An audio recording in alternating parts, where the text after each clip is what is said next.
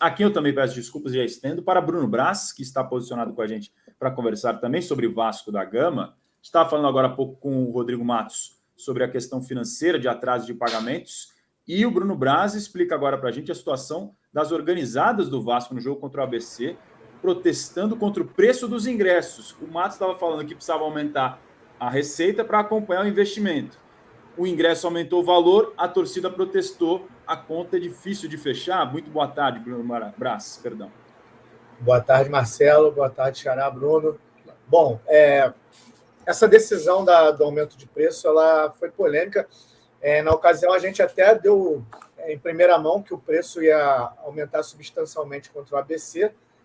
A gente não tinha conseguido ainda exatamente os valores, mas sabia que ia crescer bastante.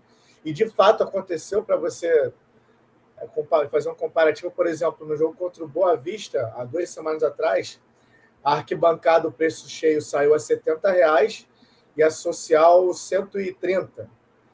E aí, para o jogo de ontem contra o ABC, a arquibancada, cara, o ingresso mais barato era R$ 150 e a social, R$ 250. Então, isso não caiu bem para as organizadas. E eu estava acompanhando o que o Rodrigo Matos estava falando e, de fato, confere que o Vasco está, de alguma forma, tentando aumentar a arrecadação. Porque o que acontece? Todos os jogos do Vasco em São Januário, hoje em dia, ficam lotados, só que, mesmo assim, a arrecadação é muito baixa. Para você ter uma ideia, por exemplo, o Vasco, com bilheteria no ano de 2022 inteiro, que encheu a Série B em todos os jogos, teve cerca de 20 milhões de arrecadação. Comparativo com o Flamengo, que manda os jogos no Maracanã, o Flamengo teve mais de 150 milhões de arrecadação de bilheteria. Então, assim, essa proposta da 777 de ter um time mais competitivo também está alinhada com essa questão de aumentar as receitas, né? O Vasco, apesar de ter esse estádio histórico, aquele caldeirão, ele tem esse problema, esse gargalo de não ser um estádio lucrativo. Tem a proposta de ele ser revitalizado, aumentado, mas ainda não saiu do papel.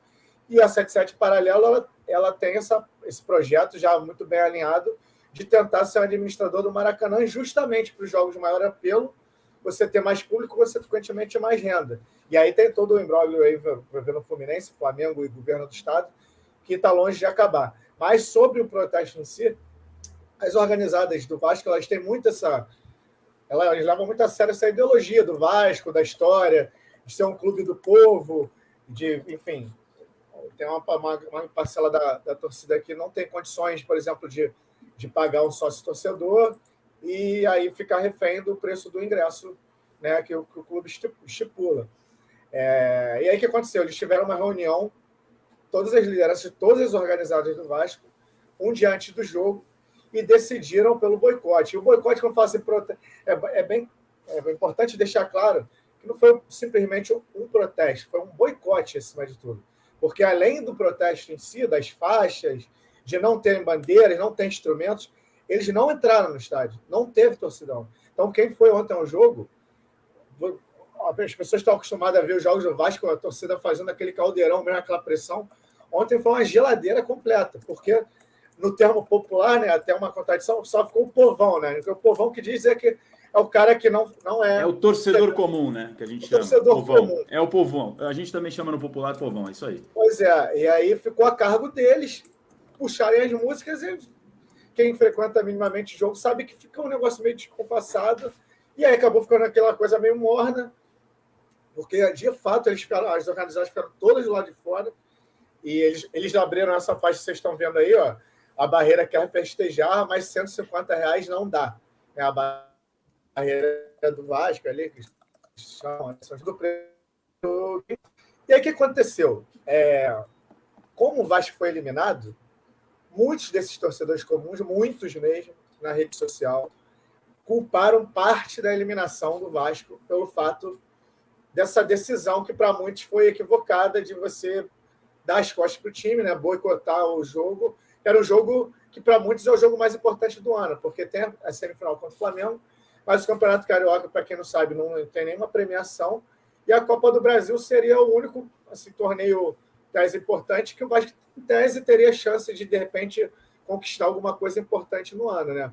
Porque, embora esteja montando time competitivo, muito dificilmente o Vasco vai brigar por título no Campeonato Brasileiro. Então, muita gente falou, poderia ter protestado de outra forma, poderia ter mandado as faixas e tudo mais, mas deu as costas para o time sentiu falta do apoio. Aí eu não quero entrar nesse mérito, cada um tem seus argumentos. A questão é que isso de fato aconteceu e não tá descartado que continue caso o Vasco mantenha esses preços. E pelo que eu apurei, o Vasco não vai continuar mantendo os preços para o brasileiro, para o retorno do Vasco à Série A, porque a estratégia do Vasco é justamente alimentar o programa de sócios. Eles querem que o torcedor entre como sócio, porque aí ele tem direito a descontos, enfim. Muita gente, por exemplo, tem direito só a fazer o check-in, então o aumento de preços para essas pessoas não mudou. Enfim, aí está essa questão, né, entre o lucro, a tradição, e esse debate vai longo, né, vai longe. São os pratos que os clubes precisam equilibrar para fazer a conta fechar de alguma maneira. De um lado, os preços altos, mas perder público. Do outro lado, você precisa de receita para fechar a conta do mês. E a bilheteria, evidentemente, é uma dessas que são importantes para fechar todo esse orçamento de um clube gigante, como é o caso do Vasco da Gama. Bruno Braz, ótimo panorama. Obrigado mais uma vez pela participação com a gente aqui no De Primeira. Domingo tem clássico, hein? Vasco tem clássico.